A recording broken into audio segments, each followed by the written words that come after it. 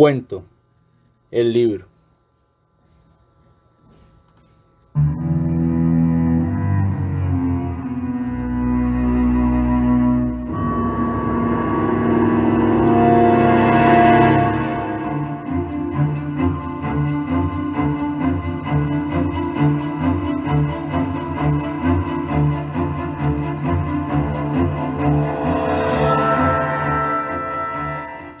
Logró conseguirlo luego de visitar innumerables bibliotecas, de caminar por calles atestadas de libros ofrecidos sobre el asfalto, de preguntar aquí y allá y seguir pesquisas, la mayoría falsas, sobre alguien que todavía conservara un ejemplar original de aquella tirada maligna que provocó lo que, muchos años atrás, se conoció como el sacrificio de la Feria del Libro.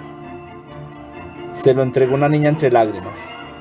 En su lenguaje pueril, lo culpaba de la muerte de su madre. No se tomó la molestia de verificar su autenticidad. Como aparecía en las fotos de Travis, la portada era negra, tapa dura, y el título estaba escrito en caracteres góticos con letras doradas repujadas. La caída, versión de Lauren Duval. Y en la parte de abajo, el sello de la editorial El Ánfora.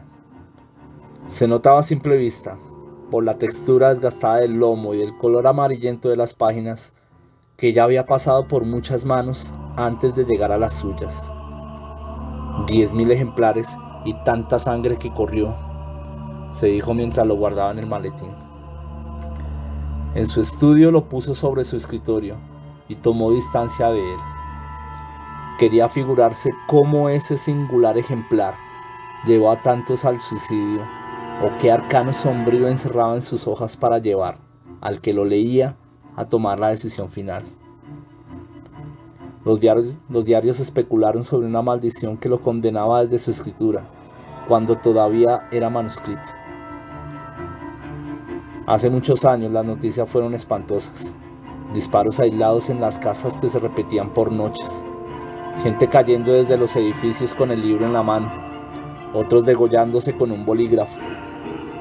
Tenerlo tan cerca le crispaba el ánimo sin atreverse a ojearlo. Se decía que bastaba solamente el acto irresponsable de abrirlo para que quien lo hiciera se matara. La teoría la extrajo de un diario sensacionalista que aseguró haber entrevistado a un sobreviviente. En el reportaje declaró que, entrada la noche, cuando lo abrió para continuar su lectura, una depresión inefable y dolorosa le apretó el pecho hasta el desvanecimiento. El desaliento se apoderó de sus miembros y toda la tristeza sufrida a lo largo de su vida se le subió a la cabeza hasta inmovilizarlo. Luego vio que la tinta de las letras del libro se derramaba, convirtiéndose en una sustancia viscosa y densa que lentamente inundó la habitación, las paredes, la cama donde leía. Le tomó varias horas, algunas tazas de café y muchos cigarrillos, decidirse. Es simplemente una novela, nada más que eso, susurraba mientras recorría las líneas del primer capítulo. Sabía cuál era su argumento, su discurso sobre el corazón desamorado y su dilema entre amar a una mujer o disfrutar de muchas. Lo averiguó de un amigo que vivía en España, donde se comercializaba libremente y no se habían establecido incidentes por su lectura. A medida que pasaba la noche y seguía leyendo, sus temores se fueron amainando hasta que se le olvidó delante de qué libro estaba. Lo disfrutaba. Pensó con sarcasmo en todos aquellos anteriores a él que lo abrieron y apretaron un bolígrafo contra su cuello, o los que pusieron el indolente metal del revólver en su sien y alaron el gatillo. No es para tanto, decía con hilaridad, al tanto que se devolvía sobre las páginas para cerciorarse de los detalles de la trama.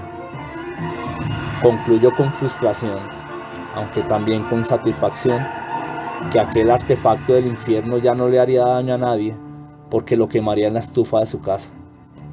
Hasta que un golpe seco y retumbante dentro de su pecho lo hizo detenerse.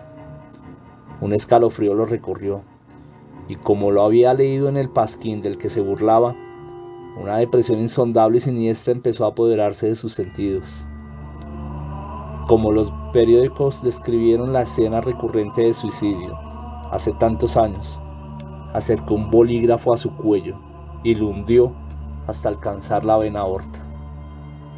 Se desangraba sobre el libro, consciente de que su mano actuaba con voluntad propia, indiferente a su último aliento.